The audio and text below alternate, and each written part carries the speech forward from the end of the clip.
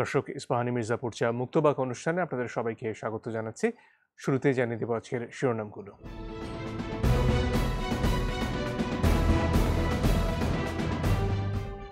সম্পর্ক এগিয়ে নিতে চায় যুক্তরাষ্ট্র, নির্বাচন নিয়ে তিক্ততা নেই, ডোনাল্ড লুর সাথে পররাষ্ট্রমন্ত্রীর বৈঠক।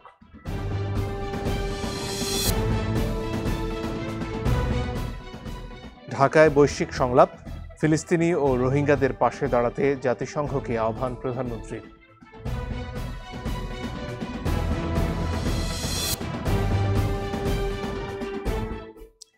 লাগাম ছাড়া মূল্যস্ফীতির জাঁতাকলে খেটে খাওয়া মানুষ, সরকারের ভুল নীতিকে দুষছেন বিশ্লেষকরা।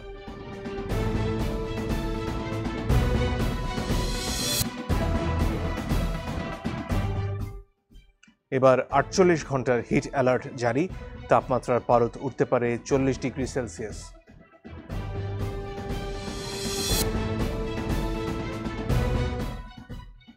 রাতে যুক্তরাষ্ট্রের উদ্দেশ্যে ঢাকা ছাড়ছে বাংলাদেশ দল, বিশ্বকাপে টপকাতে চায় গ্রুপ পর্ব।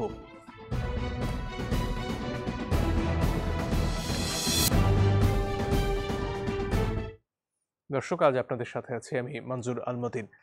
আজকে আমরা কথা বলতে চাই বাংলাদেশের অর্থনৈতিক অবস্থা নিয়ে। আপনারা জানেন, রিজার্ভের যে হিসেব তার বেশ কয়েকটি ধাপ আছে। এর সর্বনিম্ন অবস্থার যেটি আসলে এই মুহূর্তে ব্যবহারযোগ্য রিজার্ভ, সেটি $13 বিলিয়ন নেমে এসেছে। অনেক বিশ্লেষক বলছেন এটি আসলে একটি আশঙ্কাজনক অবস্থা।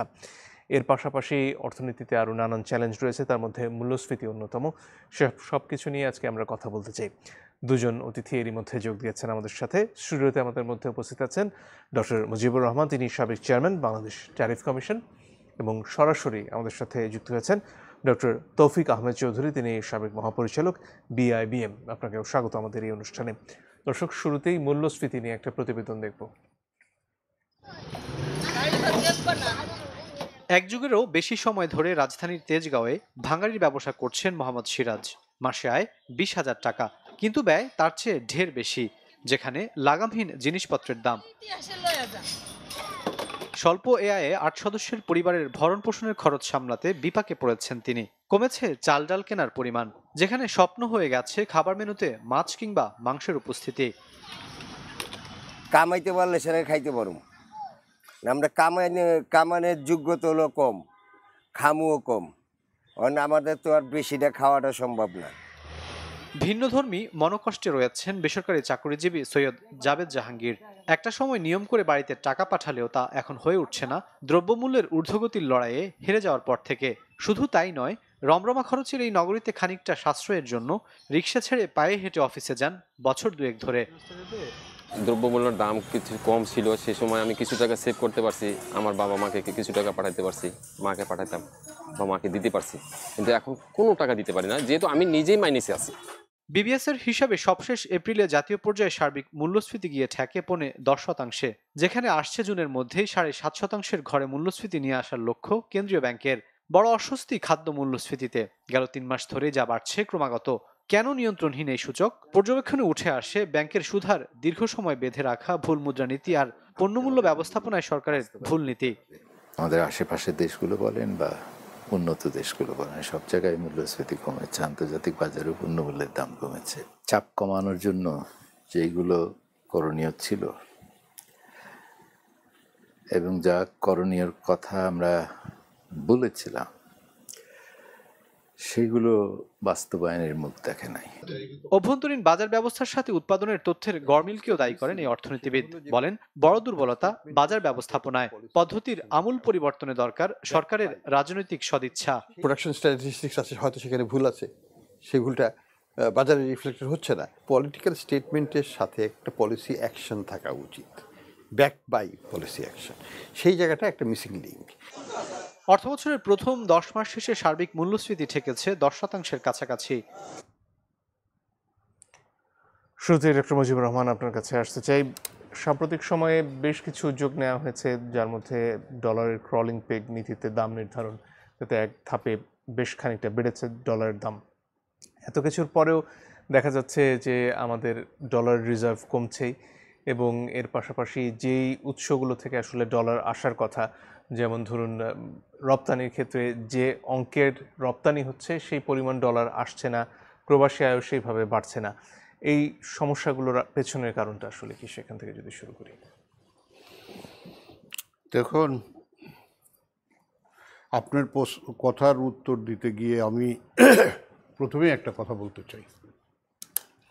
সেটি হলো, আপনি অনেকগুলো সমস্যার কথা বললেন, এক একটা সমস্যা কিন্তু আর একটার সাথে আছে, এবং নেক্সট সমস্যাটা তৈরি হয়, আবার নেক্সট সমস্যাটা আর একটা সমস্যার সঙ্গে আসে। অর্থনীতিতে আপনার এই কারণ উদ্ভাবন আর এই নিরসনের কোনো there is no panacea, there is no panacea. আপনার দুইজন অর্থনীতিবিদকে জিজ্ঞাসা করবেন এর কারণ, এবং কারণটার ব্যাপারে একমত হতে পারে, কিন্তু সমাধানের ব্যাপারে দুইজন অর্থনীতিবিদ 3 রকম মত দিবে, 3 রকম। এটি হচ্ছে অর্থনীতির স্বাভাবিক নীতি। কিন্তু তারপরেও অর্থনীতিবিদরা এই সমস্ত বিষয় নিয়ে ভাবেন, এই সমস্ত বিষয় নিয়ে চিন্তা করেন এবং একটা প্রেসক্রিপশন দেওয়ার চেষ্টা করেন।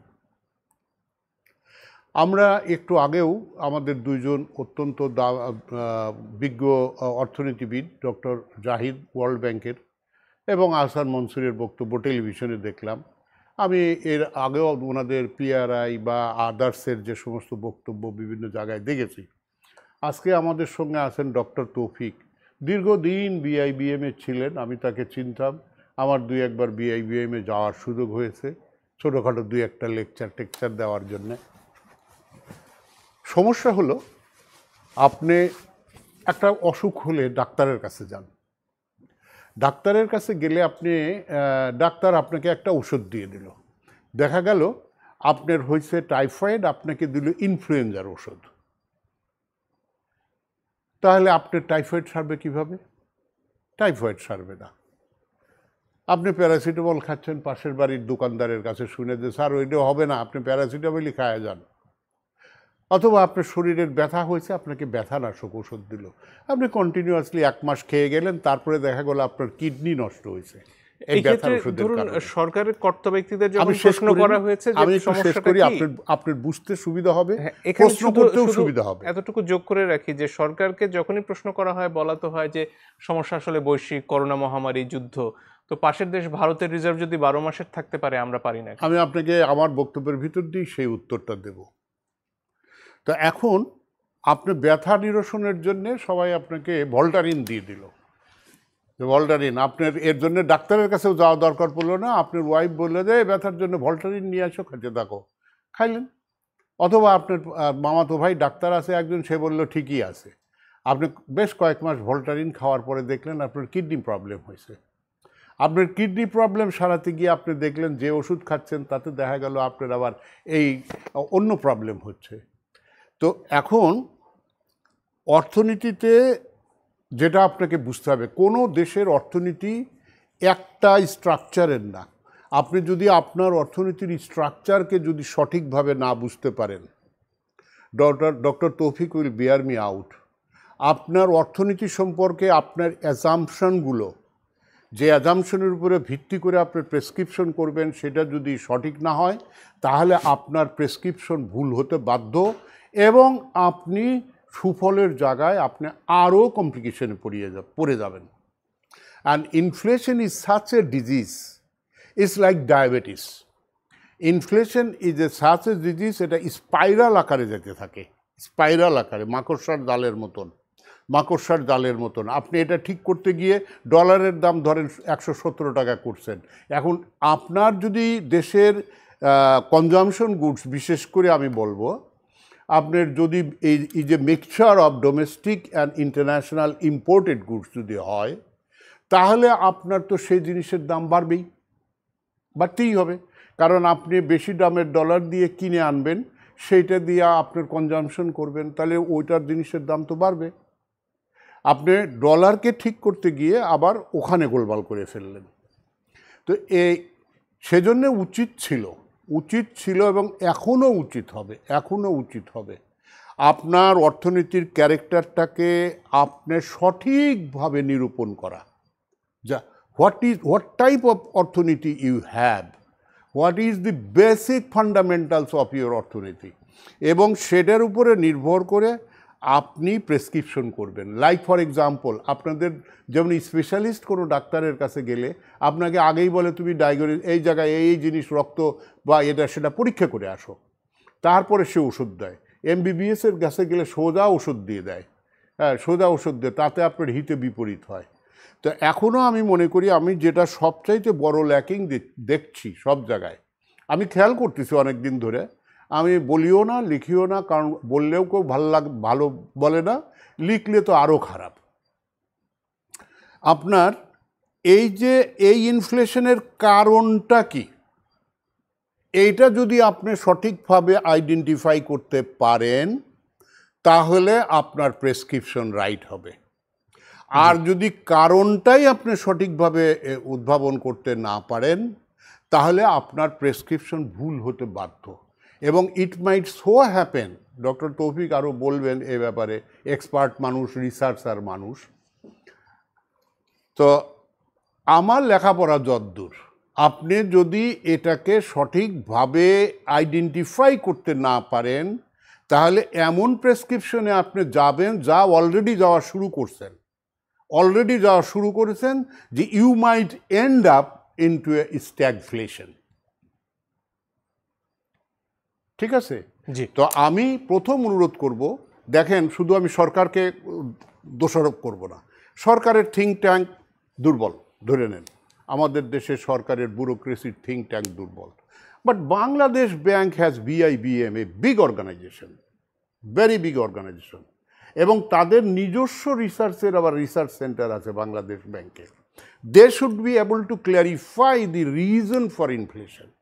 প্রথমে তারা ইনফ্লেশনের রিজন বলল ইউক্রেন যুদ্ধে ইনফ্লেশন আমাদের দেশে হতে পারে, তার জন্য আমরা কি ব্যবস্থা নিছি।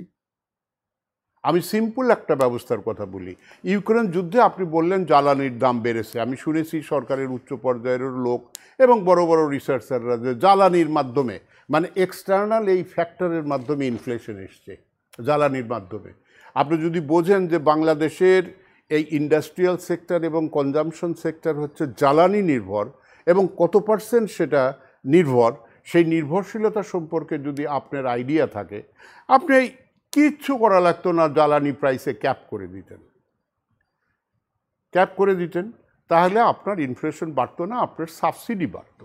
জি। আপনি কেন সাবসিডি দিতে পারতেছেন না? Because you have already fall into the trap of IMF। জি, IMF এর ট্র্যাপে ফিরবো আমি আপনার কাছে। আর এক লাইনে শেষ করে দিই, তারপরে তৌফিক সাহেবের কাছে যান। IMF এর ট্র্যাপে পৃথিবীর কোনো দেশ মুক্ত হয়েছে তার সমস্যা থেকে আমি আজ পর্যন্ত শুনিনি এবং দেখিও নাই।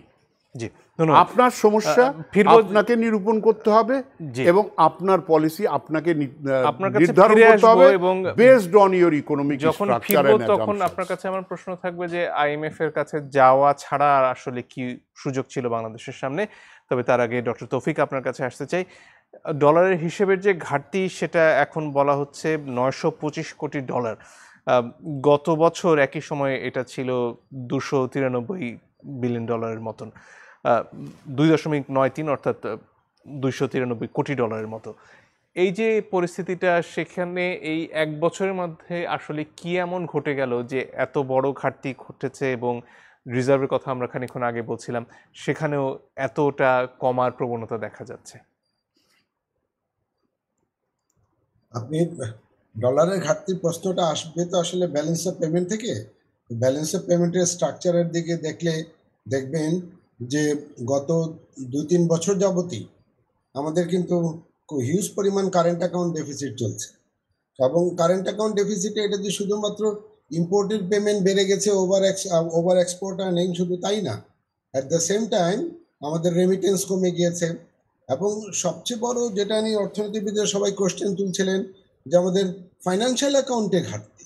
ফাইন্যান্সিয়াল অ্যাকাউন্ট আসলে বাংলাদেশ তেমন কোনো ঘাটতি আগে ফেস করে নেই, ইদানিংকালে খুব বেশি ঘাটতি দেখা যাচ্ছে।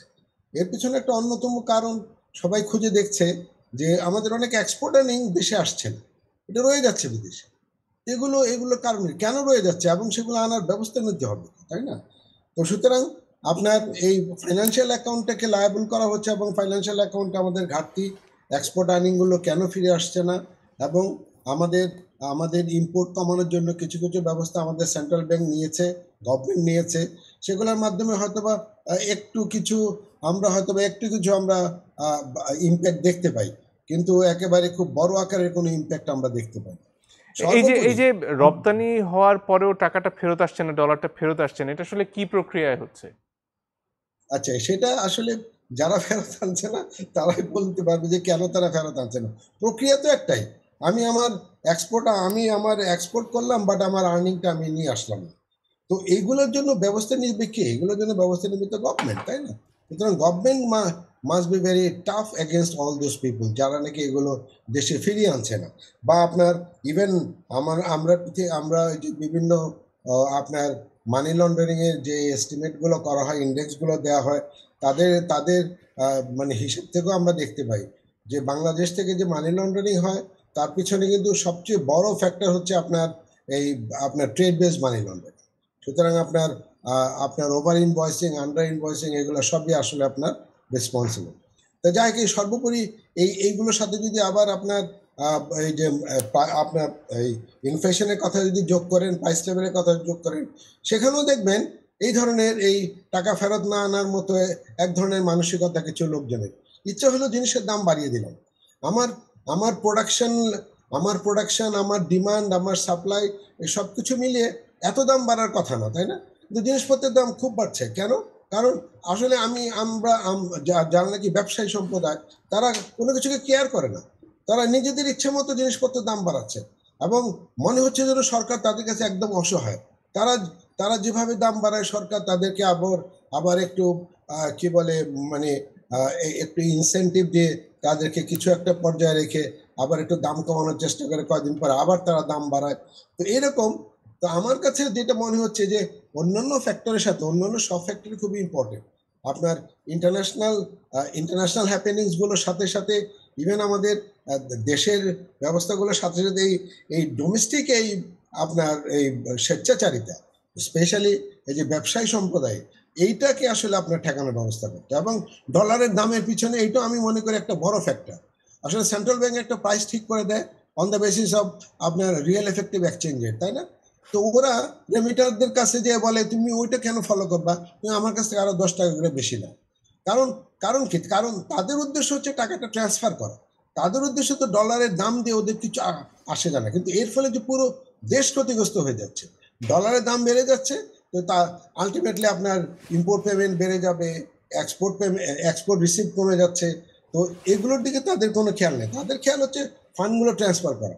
সুতরাং আমি মনে করি এই ফান্ড ট্রান্সফার বলেন বা আপনি কি বলে পুঁজি বাংলাদেশ থেকে চলে যাওয়া, তারপরে এই সমস্ত লোকজনদের আপনার স্বেচ্ছাচারিতা, সো এই সমস্ত এই আপনার কি বলবো আমি, এই সমস্ত ডোমেস্টিক ফ্যাক্টরগুলো এখন অনেক বেশি ইম্পর্টেন্ট আমাদের মূল্যস্ফীতির পিছনে, রাদার দেন আপনার এই ফরেন ফ্যাক্টরস বা এই আপনার সেন্ট্রাল ব্যাংকের রেট অফ ইন্টারেস্ট বাড়ানো কমানো। সেন্ট্রাল ব্যাংক তো প্রথম থেকেই আসলে উল্টা পথে চলছে। আমার তো স্পষ্ট মনে আছে যে ডক্টর জাহিদও সেখানে ছিলেন, এবং এই যে আমাদের পিয়ার ভদ্রলোকও সেখানে ছিলেন। বাংলাদেশ ব্যাংকে সবাই যখন মানে একটা সেমিনার হচ্ছিল, সেখানে তখনকার মন্ত্রী মহোদয় ছিলেন। বাংলাদেশ ব্যাংক কোনো কথাই শুনলো না কারো, এই 9-6 করবে তো 9-6 করলোই শেষ পর্যন্ত। এবং তখন বাংলাদেশ ব্যাংকে যে সমস্ত আর্গুমেন্ট এরা দিচ্ছিল যে আমরা সব আউট অফ দ্য বক্স আমরা পলিসি নিব, out of the box policy Bangladesh bank কি নিল? আউট অফ দ্য বক্সের পলিসির রেজাল্টটা কি এখন? তাহলে সেগুলো এখন মানে খতিয়ে দেখা দরকার। সুতরাং বাংলাদেশ ব্যাংক এখন শুধুমাত্র অ্যাপ্রোপ্রিয়েট পলিসি নিলে হবে না, দেশের ভিতরে যে সমস্ত রিজনসগুলো আছে, এই সমস্ত আমাদের ডোমেস্টিক ফ্যাক্টরসগুলো, এই স্বেচ্ছাচারিতা, আপনার ব্যবসায়িক সম্প্রদায়ের এইগুলোকে আপনার সরকারকে আপনার খুব শক্ত হাতে দমন করতে হবে। আমরা কথা বলছিলাম অর্থনৈতিক অবস্থা নিয়ে। এ পর্যায়ে আরও একটা প্রতিবেদন দেখতে চাই। এটা হচ্ছে খাদ্যশস্য উৎপাদনে আমাদের যে সাফল্য, সেটা অনেকটাই ম্লান হয়ে যাচ্ছে আমদানি খরচের চাপের কারণে। সে বিষয়ে একটা প্রতিবেদন দেখে নেব।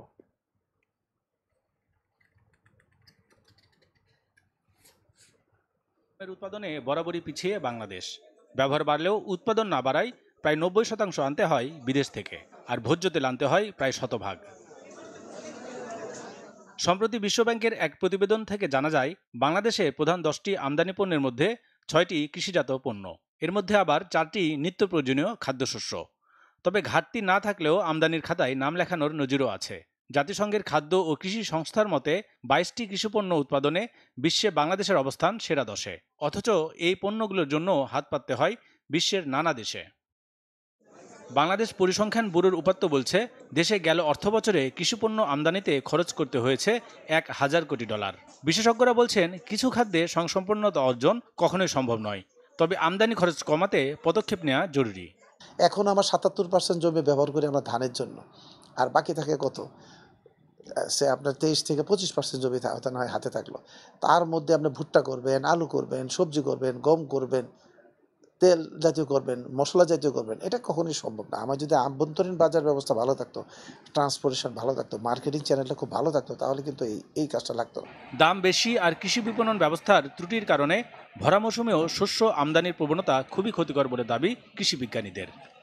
জাপান এগ্রিকালচার আছে, ওদের বিভিন্ন জায়গায় জায়গায় কিন্তু আউটলেট আছে, ওখানে কৃষকরা যায় জিনিস দিয়ে আসে, জিনিস দিলে যে এত দাম, ঠিক তখন টাকা না নিলেও তারা পরে নিবে, কিন্তু ওই দামেই ওর সাথে জাস্ট খরচটা অ্যাড করে দিয়ে কিন্তু ভোক্তারা ওখান থেকেও নেয়, আবার অনেক সুপার শপগুলোতেও নেয়। এই মূল্য নির্ধারণটা কিন্তু কেউ মানল না, এইটা মানতে বাধ্য করতে হবে। কৃষি প্রতিষ্ঠানগুলোর সমন্বয়ের পাশাপাশি উৎপাদন খরচ কমানোর জন্য গবেষণা আমদানি করা প্রয়োজন বলেও জানান তারা। অবশ্যই আমাদেরকে বাইরে থেকে এই টেকনোলজির যে জ্ঞান সেটি আহরণ করতে হবে। আমার যদি লেখাপড়ার মধ্যে পরিবর্তন না আসে, তাহলে আমি আমার লোক ভালো গবেষণা করবে কোত্থেকে? তাহলে শুরুটা হবে কিন্তু বিশ্ববিদ্যালয় থেকে, শুরুটা হবে আমাদের শিক্ষা থেকে। জাতিসংঘের খাদ্য ও কৃষি সংস্থার তথ্যমতে খাদ্যশস্য আমদানিতে বাংলাদেশ বর্তমানে বিশ্বে তৃতীয়। ডক্টর মুজিবুর রহমান, আপনার কাছে আবারও ফিরে আসি। এই ক্ষেত্রে বাংলাদেশের এখনকার যে পরিস্থিতি, সেখানে বলা হচ্ছে যে বেশ কিছু সমস্যা রয়ে গেছে। একদিকে যেমন জ্বালানি আমদানি করছি আমরা, কিন্তু সে টাকা ফেরত দিতে পারছি না যে টাকায় আমদানি করা হচ্ছে ডলারে। এর পাশাপাশি আজকে ডোনাল্ড লুর সফর চলছে, তিনিও আসলে তার আশঙ্কা এবং সমস্যার কথা বলেছেন। মার্কিন কোম্পানিগুলো তাদের এখান থেকে যে লভ্যাংশ সেটা বিদেশে নিয়ে যেতে পারছে না, এয়ারলাইন্সগুলো তাদের টাকা নিয়ে যেতে পারছে না। এই সমস্যাগুলোর থেকে আসলে বেরিয়ে আসার রাস্তাটা কি?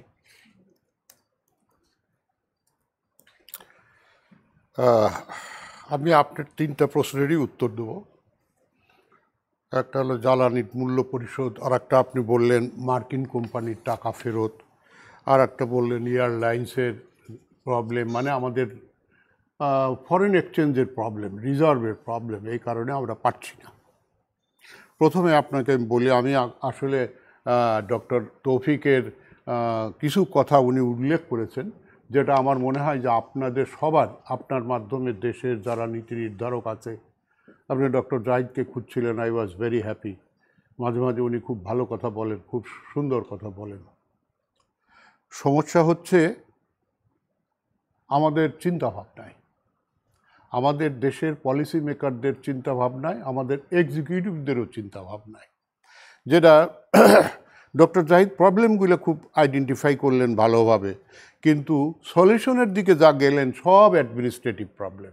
অর্থাৎ মানুষকে দাম মানতে বাধ্য করো, মানুষ কেন দাম বাড়াবে, স্বেচ্ছাচারী করবে, এটা তাহলে সব জায়গায় জায়গায় পুলিশ পাঠাই দিন, প্রত্যেকটা বাজারে পুলিশ দাঁড়ায় থাকবে, পণ্য নিয়ে পুলিশ দাঁড়ায় থাকবে, এবং সেই দামে প্রত্যেকটা লোক বেচবে, না হলে তার ঘাড়ে বাড়ি চড়াবে। এইভাবে অর্থনীতি চলে না। অর্থনীতিতে আপনাকে কতগুলো জিনিস মেনে নিতে হবে। হয় আপনি ফ্রি মার্কেট ইকোনমিতে যাবেন, আর না হলে আপনি কন্ট্রোলড ইকোনমিতে যাবেন। এবং আপনার দেশে, বাংলাদেশে স্ট্রাকচারাল প্রবলেম আছে মার্কেটিংয়ে, মার্কেটিং চ্যানেলে স্ট্রাকচারাল প্রবলেম আছে। You must understand that problem. একটু আগে যেটা আপনি দেখলেন, ওই যে কমোডিটি মার্কেটের কথা বললো, আসলে জাপানের যেটা বললো সেটা কমোডিটি মার্কেটের কথা বললো।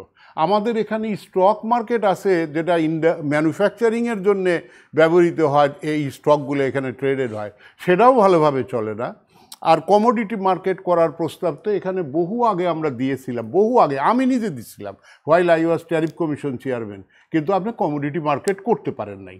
কমোডিটি মার্কেট করতে পারলে যেটা আপনার হতো সেটা হলো আপনি একটা কন্ট্রোল কিন্তু বাজারের উপরে পেতেন, ওই যে কৃষকরাও তার ন্যায্য দাম পেত, আপনিও কিন্তু হোলসেল মার্কেট বা এই মার্কেটে একটা দামের একটা লেভেলে আসতে পারতেন। তো সুতরাং এটাও কিন্তু policy problem, not administrative problem. আপনি ম্যাজিস্ট্রেট দিয়ে আর পুলিশ দিয়ে কোনো দেশে বাজার কন্ট্রোল করা গেছে একমাত্র ক্রাইসিস ছাড়া, নর্মাল পিরিয়ডে এটা সঠিক কথাও নয়, এটা সম্ভবও নয়। আর আরেকটা জিনিস যেটা উনি কারেক্টলি আইডেন্টিফাই করেছেন, এগুলা কারেন্ট অ্যাকাউন্ট ডেফিসিটের কথা। আপনি এই টাকাগুলো দিবেন কি করে?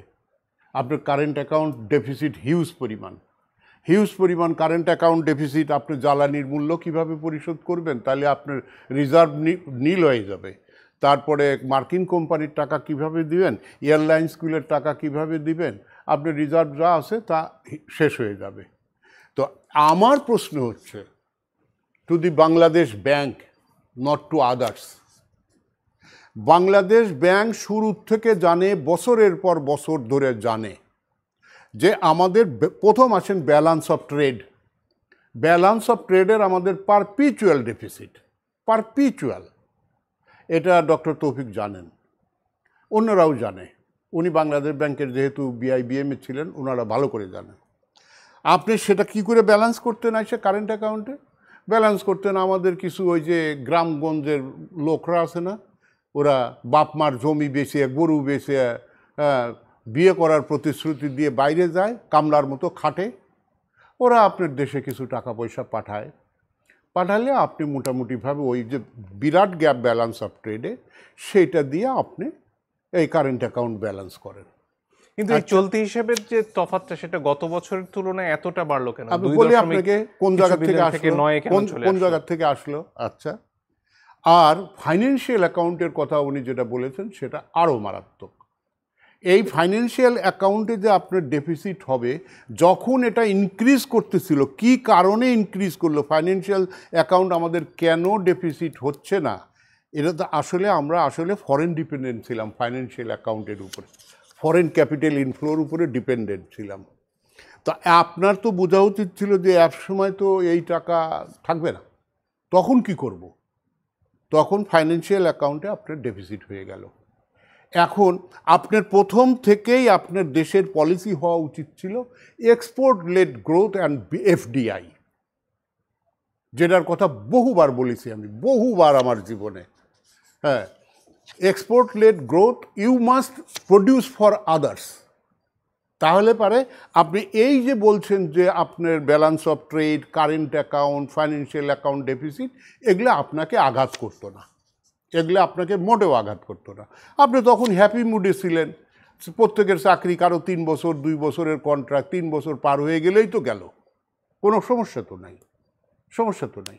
কিন্তু প্রত্যেকটা থিঙ্ক ট্যাঙ্কের উচিত প্রতি মুহূর্তে এই অ্যানালিসিসগুলো করা, যে অ্যানালিসিসগুলো আমরা খুব শ্যালো ওয়েতে করেছি, খুব শ্যালো ওয়েতে। আমরা এখানে কোনো ডিপ ইনসাইড বা ফরওয়ার্ড লুকিং কোনো চিন্তা নিয়ে এই অ্যানালিসিসগুলো করি নাই। ধন্যবাদ। আর উনি যেটা বললেন, না আর একটু শেষ করে নিই, আপনি আর একটু শেষ করলেন, money laundering is a problem বাংলাদেশের জন্য। আচ্ছা, মানি লন্ডারিং যেদিন থেকে ইন্টারন্যাশনাল মানি ব্যবস্থা আসছে, সেই দিন থেকে money laundering is a world wide problem, not Bangladesh. তাহলে আপনাকে প্রথম থেকেই মানি লন্ডারিংয়ের এগেনস্টে আপনার যে পলিসি, সেই পলিসিকেই স্ট্রং করা উচিত ছিল, আপনি তা করেননি। কারণ আমাদের দেশে, আমি আপনাকে বলি, এই যে ব্যাংকের খেলাপি ঋণ না, ব্যাংকের খেলাপি ঋণ বাড়তে বাড়তে এরা বলে 1.5 লক্ষ কোটি টাকা, আসলে এটা আরও অনেক বেশি, আমি সংখ্যাটা বলতে চাই না। এই টাকাগুলো কই গেছে? উনি যেটা বলল, সেটা যারা খেলাপি ঋণ করছে তাদের এখানে টাকা রাখার কি দরকার বলেন তো? আর আপনি বলবেন যে হুন্ডিওয়ালাদের দোষ। হুন্ডিওয়ালাদের কিসের দোষ? হুন্ডিওয়ালারা বেশি দামে কেনে, বেশি দামে বেচে। আপনি এখান থেকে টাকা নিয়ে পর্তুগালের মতো দেশে আপনি 4,500 বাড়ি বানাইছেন বাংলাদেশি, আপনি ইনকোয়ারি করছেন? করেন নাই। তাহলে ইট ক্রিয়েটস অ্যান ইনসেন্টিভ ও যে এখান থেকে টাকা পাঠাও, ওখানে বাড়ি কেন, তুমি তখন ইউরোপিয়ান ইউনিয়নের তখন পায়ে দেবা, সিটিজেনশিপ পায়ে যাবা, তো আপনার এখানে 1000 কোটি টাকা নিচ্ছি ব্যাংকের থেকে, সমস্যাটা কি? কোনো সমস্যা তো নাই, কোনো সমস্যা নাই। আচ্ছা, আবার আমাদের অনেক সরকারি কর্মকর্তাদের বাড়ি কারো কানাডা, কারো আমেরিকা, কারো পর্তুগাল, কারো ইংল্যান্ড, কারো ফ্রান্স, কারো আবার জার্মানি, নেদারল্যান্ডস। তা আপনি কেন এগুলোর ইনকোয়ারি করলেন না? কোনো শাস্তিমূলক ব্যবস্থা তো আজ পর্যন্ত কারো হয়নি।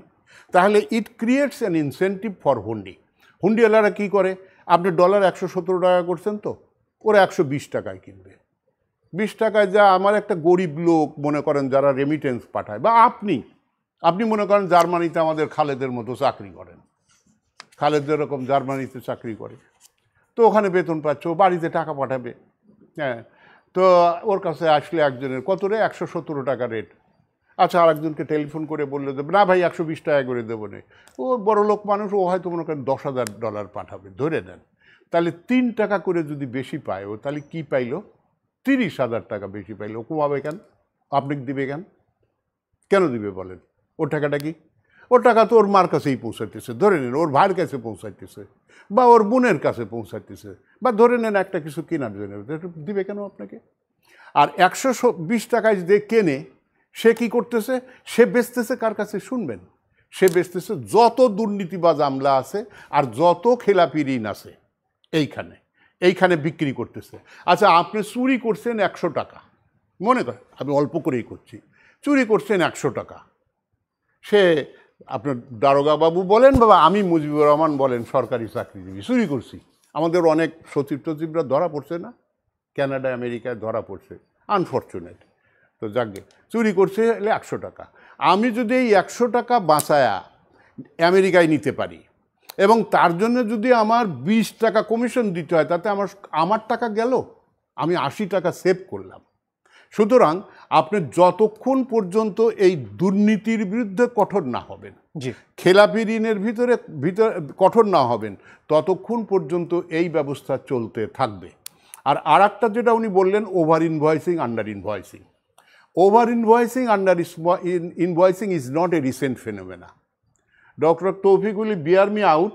Over invoicing, under invoicing, while I was also a deputy secretary policy in the Ministry of Finance, Banking Division. এই সময় থেকেই আমি শুনেছি this is a problem. Over invoicing, under invoicing মানুষ করে কেন? ব্যবসায়ীরা করে হলো, কোনো দেশে যা ট্যাক্স মাপ পায়, সেখানে একটা ছেলে মেয়ে লেখাপড়া করতেছে, বাড়িঘরও একটা করে, যা দেখবেন আমাদের বেশিরভাগ ব্যবসায়ী বাড়িঘর করছে। এটা বেশি শুরু হয়েছে 1/11-এর পর থেকে। এটা খালি এই সরকারকে দোষ দিলে হবে না, তৌফিক উইল বিয়ার মি আউট। হ্যাঁ, 1/11-এর পর থেকে যখন মানুষের বাড়িতে থেকে টাকা নিয়ে আসলো, মানুষের আর যাওয়ার জায়গা ছিল না, বড় বড় ব্যবসায়ীরা জেলে চলে গেল, চলে গেল, সবাই তখন চিন্তা করলো আমাদের তো পালানের জায়গাও নাই, কোথায় থাকবো, পালানের টাকাও নাই, কোথায় থাকবো? বলে কালি কিছু টাকা বাইরে নিয়ে যাও। কিভাবে নিবা? ওভার ইনভয়েসিং করো, আন্ডার ইনভয়েসিং করো। একটু ডক্টর তৌফিকের কাছে এই পর্যায়ে আর ইনফ্লেশনের এক সেকেন্ড আমি আর এক লাইন শেষ করে নিই। ইনফ্লেশন যখন শুরু হয় তখন কি হয় জানেন? যেটা তৌফিক বলে নাই, এটা বলা উচিত ছিল। মানুষের এক্সপেকটেশন ফর্ম করতে থাকে যে এটা বাড়বে না কমবে, বাড়বে না কমবে। মানুষ দেখবেন এখন কেউ ডলার বিক্রি করবে না। আপনি 117 টাকা দাম করেন আর যাই করেন, প্রাইভেট আপনার পকেটে যা আছে আপনি বেচবেন না। কেন বেচবেন না? যে এটা আরও বাড়বে। এই যে এক্সপেকটেশন, এই ইনফ্লেশনের সাথে এটাকে আরও অ্যাক্সিলারেট করে হলো এক্সপেকটেশন অগমেন্টেশন। এই এক্সপেকটেশন অগমেন্টেশনের ধারাটা বাংলাদেশে এতই স্ট্রং যে এটাকে আর থামানোই যাচ্ছে না।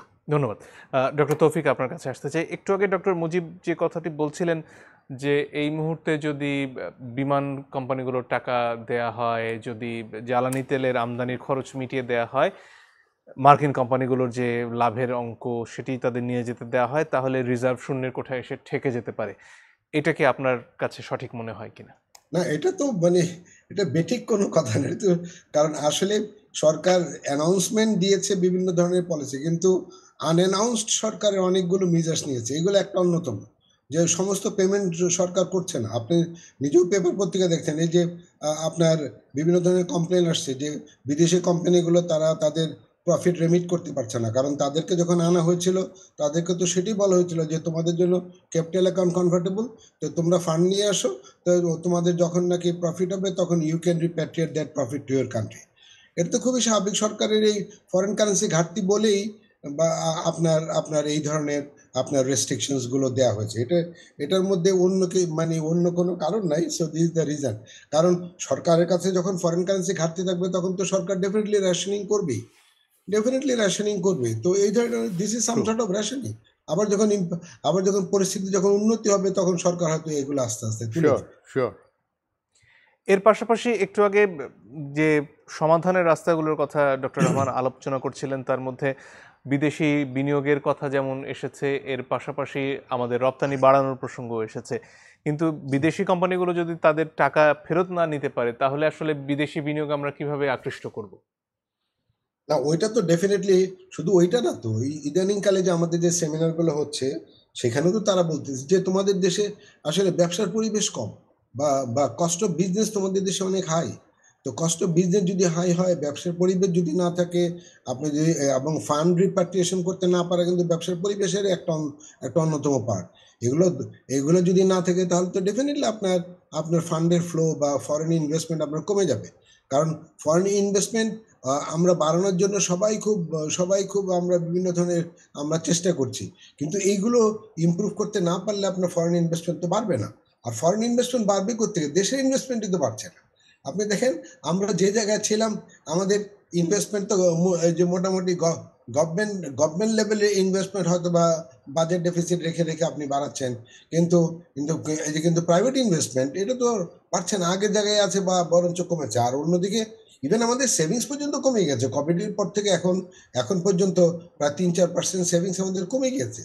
সুতরাং ডেফিনেটলি ফরেন ইনভেস্টমেন্ট আসবে না যদি এইগুলো ইমপ্রুভমেন্ট না করে।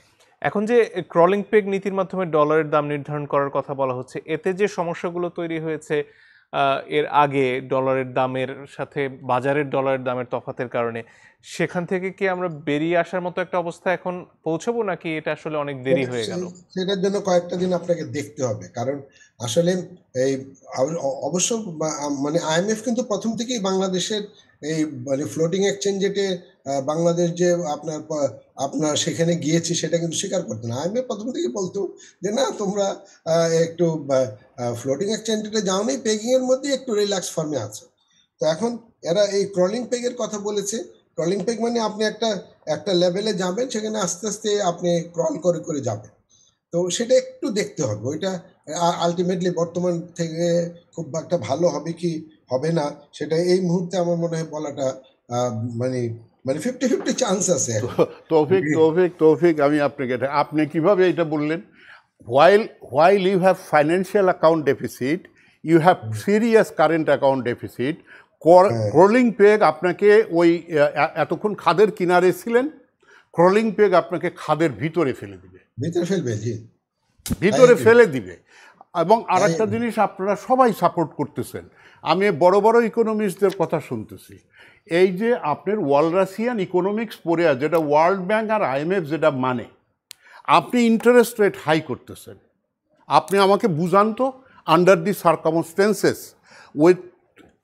উইথ আপনার ট্রেড ব্যালেন্স অফ ট্রেডের deficit, current account deficit, financial sector deficit, আপনি ইন্টারেস্ট বাড়ায়া, যেখানে আপনার more than 50% of your consumption goods is imported, আপনি আমাকে দেখান তো এখানে দাম বাড়া ছাড়া আর কি হবে, রেজাল্টটা কী হবে? আপনি আমাকে দেখান, থিওরিটিক্যালি প্রমাণ করেন, আগে থিওরিটিক্যালি প্রমাণ করেন, তারপরে প্র্যাকটিক্যালি বলেন যে না আমরা থিওরিটিক্যালি রাইট আছি, প্র্যাকটিক্যালি আমাদের যে প্রবলেম আছে সেটা আসতে চাচ্ছিলাম। কারণ একটা সময় বলা হচ্ছিল যে এই ব্যাংকের যে মুনাফার হার সেটা বাড়ালে হয়তো মূল্যস্ফীতি কমতে পারে, সেটা অনেকে মনে করতেন। সরকার তখন মনে করেছে যে না, সেটা বেঁধে রাখাটাই উত্তম এবং 9-6 রেটটা অনেকদিন থাকলো। কিন্তু এখন যখন একদম সব সীমাই তুলে দেওয়া হলো, এটা আসলে কি প্রভাব পড়ছে আমাদের অর্থনীতির উপর? বলেন তৌফিক, একটু ভালো করে বলেন। So, আমি বলতেছি আসলে- এটাতে আসলে আপনার সবগুলো- এটাতে আপনার ইনভেস্টমেন্ট কমবে, আপনার জিডিপি কমবে এবং আপনি স্ট্যাগফ্লেশনের দিকে আগাবেন। আগে চ্যালেঞ্জ করে আমি বললাম, কারণ আমার ফুল এমপ্লয়মেন্ট ইকোনমি না। আপনি যদি কেনশিয়ান ধারণা না নিয়ে এটাকে অ্যানালিসিস করেন, যদি ওয়ার্ল্ড ব্যাংক আইএমএফের ওয়ালরাসিয়ান ধারণা নিয়ে এটাকে যদি অ্যানালিসিস করেন, তাহলে ভুল হতে বাধ্য বাধ্য বাধ্য। জি, ডক্টর চৌধুরী জি। না আসলে তো ওই ব্যবসায়ী তো দুই দিকে সুবিধাটাই নিল। যখন নাকি সারা বিশ্বের সমস্ত ফেডারেল রিজার্ভ সিস্টেম থেকে সবাই রেট অফ ইন্টারেস্ট বাড়াচ্ছে, তখন এরা রেট অফ ইন্টারেস্টটাকে জোর করেই বাংলাদেশ ব্যাংকের মাধ্যমে ধরে রেখে তারা তাদের আবার ভুল কথা বললেন তৌফিক। একটু শুনে নেই, মনিটারি পলিসিতে বাংলাদেশ ব্যাংক দাঁড়ান না, এখানে ভুলে যাবো আমি। বাংলাদেশ ব্যাংক ইন্ডিপেন্ডেন্স চাচ্ছে। মনিটারি পলিসির নেতা কেনা? মনিটারি পলিসির নেতা হলো বাংলাদেশ ব্যাংক, বা এখনও চাচ্ছে তারা, আইএমএফও চাচ্ছে, বাংলাদেশ ব্যাংক। আপনি কেন সোনারগাঁ হোটেলে এসে ডিক্লেয়ার করেন যে না আমার 9 আর 6? জি doctor Chowdhury, who has forced you to do that? Why আপনি গভর্নমেন্টকে কেন দোষ দিবেন? আপনি এখনও ইন্ডিপেন্ডেন্স চাচ্ছেন, আপনি বাংলাদেশ ব্যাংকের স্বাধীনতা চাচ্ছেন। একটু শুনি ডক্টর রহমান বলেন চৌধুরীর কাছ থেকে।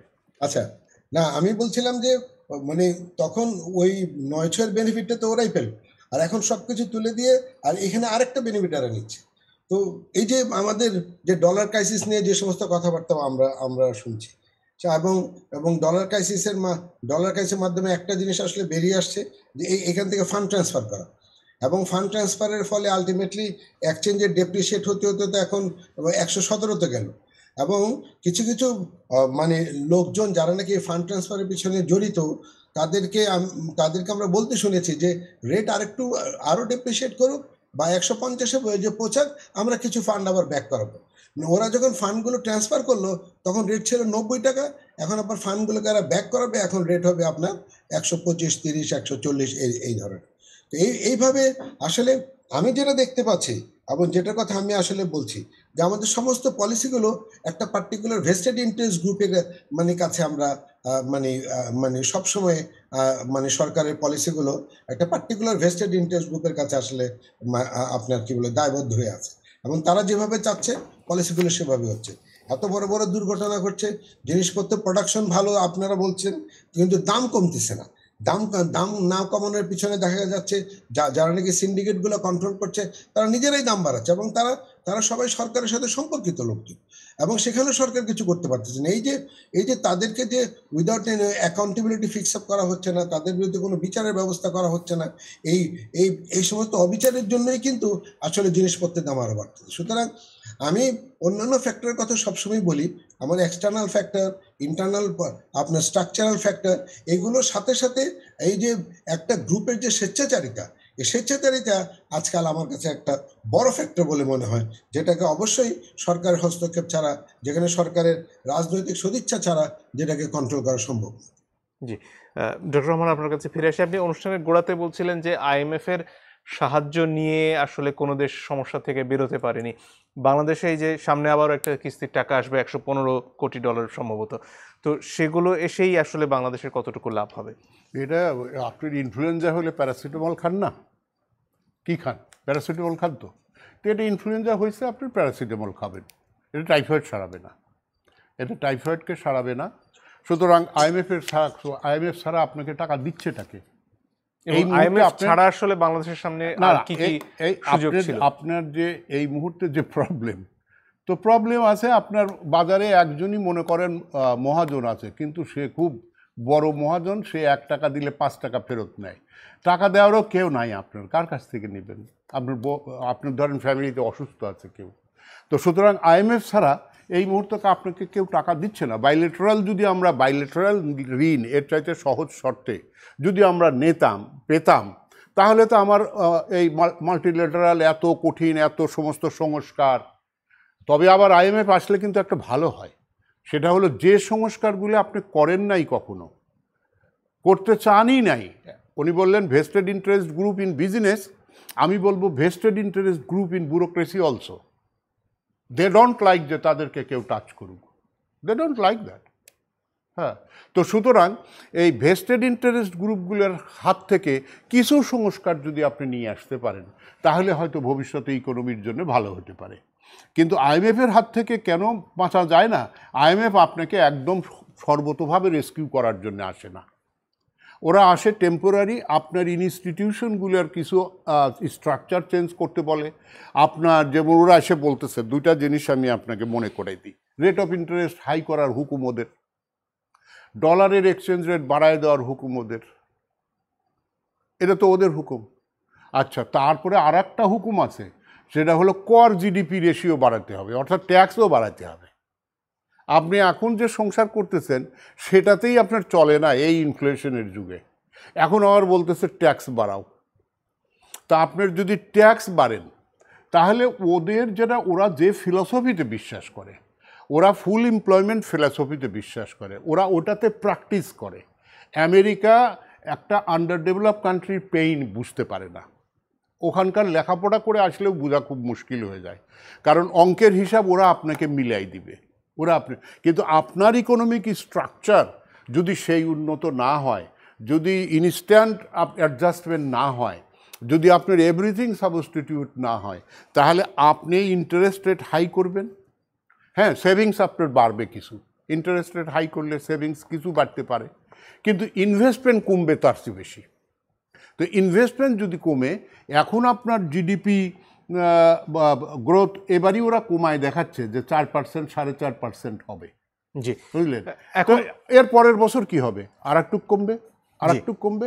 আচ্ছা, একদিকে আপনার জিডিপি কমলো, আর একদিকে আপনার জিডিপি কমলে কি হবে? ইনফ্লেশন বাড়বে। জি, কিন্তু দেখেন মজার ব্যাপার হলো, ইনফ্লেশনের থিওরিতে আছে যে inflation and employment trade of হয়, অর্থাৎ ইনফ্লেশন যখন বাড়ে এমপ্লয়মেন্ট তখন বাড়ে। কিন্তু এখানে কি হচ্ছে, ইনফ্লেশনও বাড়ছে আর এমপ্লয়মেন্ট কমছে, এমপ্লয়মেন্ট কমছে। জি, অর্থাৎ আনএমপ্লয়মেন্ট বাড়ছে। হ্যাঁ, তাহলে কি হবে?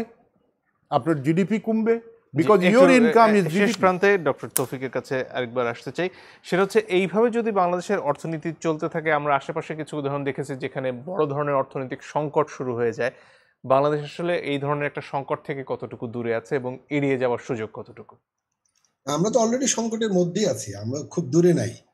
আমরা অলরেডি সংকটের মধ্যে আবর্তিত হচ্ছে। মাঝখানে কয়েকটা বছর আমরা বিভিন্ন ধরনের বড় বড় প্রজেক্ট করে এই সমস্ত ধার কর্য করে কোনো ধরনের প্ল্যানিং ছাড়া, কোনো ধরনের আপনার কি বলে এস্টিমেশন ছাড়া এগুলো করে আসছে। এখন সংকটটা আরো ঘনীভূত হবে। তবে অ্যাট দ্য সেম টাইম সংকট তো ধরেন এক্সটার্নাল সেক্টর থেকে আসতে পারে, ইন্টারনাল সেক্টর থেকে আসতে, ওগুলো অ্যাড্রেস করার সাথে সাথে ইভেন ম্যানমেড যে সংকটগুলো হচ্ছে এগুলোর ক্ষেত্রেও কিন্তু আমরা খুব শক্ত হাতে এগুলো দমন করছি না, এবং ওটাই আমাদেরকে বেশি সমস্যা আরো মানে ফেলছে।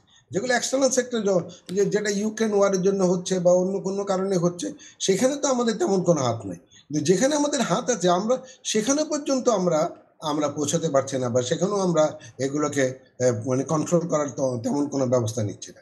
এবং গভর্নমেন্ট শুধুমাত্র একটা লিপ সার্ভিস দিয়ে যাচ্ছে যে আমরা এই করছি সেই করছি, আসলে এগুলোর কোনো কার্যকর ব্যবস্থা নেওয়া হচ্ছে। জি, অনেক ধন্যবাদ আপনাদের দুজনকেই। দর্শক, আপনাদেরকে ধন্যবাদ যারা এতক্ষণ আমাদের সাথে ছিলেন। আজকের মতো বিদায় নিচ্ছি।